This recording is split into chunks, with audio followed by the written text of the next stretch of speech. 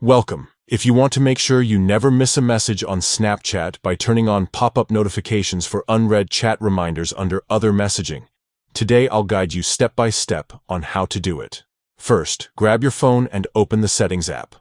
Once you're in Settings, scroll down and tap on Apps, or sometimes it may say Apps and Notifications depending on your device.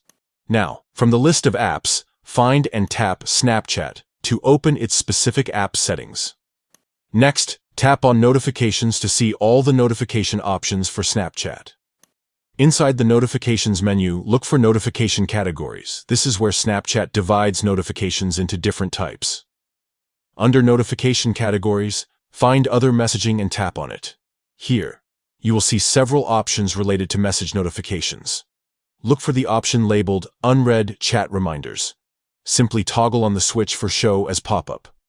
This will enable pop-up notifications to appear on your screen whenever you have unread chats, so you get immediate reminders without having to open Snapchat. And that's it.